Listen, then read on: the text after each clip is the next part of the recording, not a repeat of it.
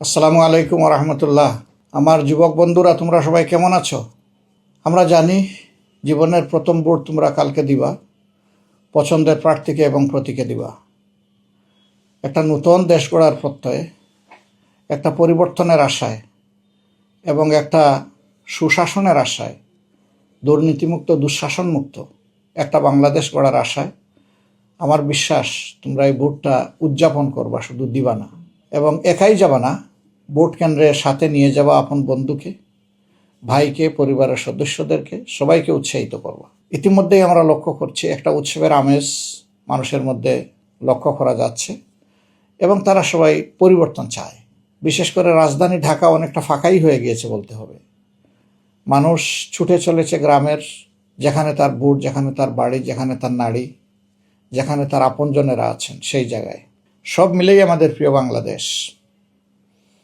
ইনশাল্লাহ আমরা আশাবাদী যে সকল ধরনের সংকোচ, দ্বিধা, সংশয় সব কিছুকে উপেক্ষা করে পিছনে ফেলে এদেশের মানুষ যেভাবে তাকিয়ে আছে একটা সুষ্ঠু নির্বাচনের জন্য, আমাদের কাঙ্ক্ষিত সেই নির্বাচনটি আগামীকাল 7:30 থেকে শুরু হবে। এই নির্বাচনে দুটি ভোট পছন্দ মতো যারা সংস্কার এবং পরিবর্তন চাইবে তারা অবশ্যই হায়ের পক্ষে অবস্থান নেবে, আর যারা চাইবে না তারা হয়তো নায়ের পক্ষে অবস্থান নেবে। বাকিটা সিলেকশন যার যার, কিন্তু আমরা চাই যে সবাই যেন ভোটটা উদযাপন করে। সত্যিকারের উদযাপন বলতে যা বোঝায়। আর যুবকরাই তো বাংলাদেশ, তোমাদের জন্যই বাংলাদেশ। সুতরাং তোমাদের অপেক্ষায় জাতি, আগামীর বাংলাদেশের জন্য জাতি মুখিয়ে আছে, তোমাদের দিকে চেয়ে আছে। তোমরা বাংলাদেশটা গড়ে দাও তোমাদের পছন্দ মতো।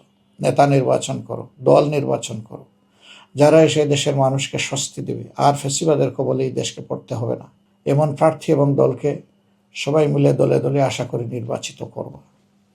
নারী সমাজের প্রতি আমাদের একান্ত আবেদন যে আপনারা যুগে যুগে ঐতিহাসিক ভূমিকা পালন করেছেন।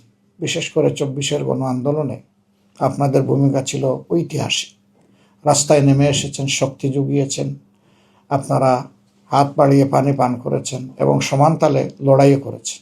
সেই গর্বিত নারী জাতিকে নিয়ে বাংলাদেশ আগামীতে ইনশাআল্লাহ সাথে নিয়েই স্বপ্নের বাংলাদেশ করবে। যেই বাংলাদেশ বলবে সত্যিকারে আমি একটি স্বাধীন দেশ, এবং প্রত্যেকটি নাগরিক পরিচয় দিয়ে খুব খুশি হয়ে বলবে আমিই তো বাংলাদেশ, আমাকে দেখে বাংলাদেশকে চিনে নাও।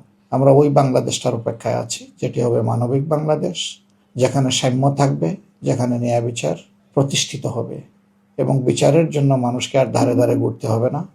সেই বাংলাদেশের জন্য তোমরা প্রস্তুত তো সবাই? মায়েরা সবাই প্রস্তুত, বোনেরা প্রস্তুত, মেয়েরা প্রস্তুত? আমরা আশা করছি আপনারা সবাই প্রস্তুত আছেন, প্রস্তুত থাকবেন। আমরা সবাই মিলেই বাংলাদেশ করব, আর তার ভিত্তি রচনা হবে ইনশাল্লাহ আগামীকাল 12টা।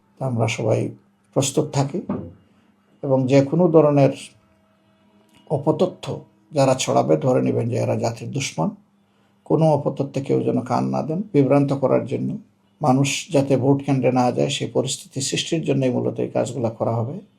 আমরা ইনশাল্লাহ জাতি হিসাবে সমবেতভাবে অতীতেও বহু জিনিসের মোকাবেলা করেছি, আগামীকালও আমরা সফলভাবে মোকাবেলা করতে পারবো বলে আমরা আশাবাদী।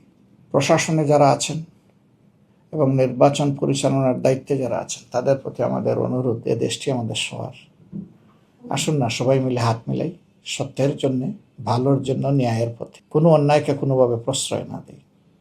আমরা ন্যায়ের উপর দৃঢ় থাকি, তাহলে সত্যেরই বিজয় হবে। সত্যের বিজয় হলে জাতি জিতে যাবে। জাতি জিতে গেলে আপনিও জিতে যাবেন। আমরা কেউ হারব না। আমরা সেই বিজয়ের দিকে তাকিয়ে থাকলাম। আল্লাহ আমাদেরকে সাহায্য করুন, দেশ যাতে এগিয়ে যায় একটা শান্তিপূর্ণ নির্বাচনের মধ্য দিয়ে, যে নির্বাচনটা শুধু বাংলাদেশে নয় বিশ্বে প্রশংসিত হবে। এমন একটা নির্বাচন অনুষ্ঠানের আল্লাহ তাআলা ব্যবস্থা করে দেন। সবাইকে ধন্যবাদ। আসসালামু আলাইকুম।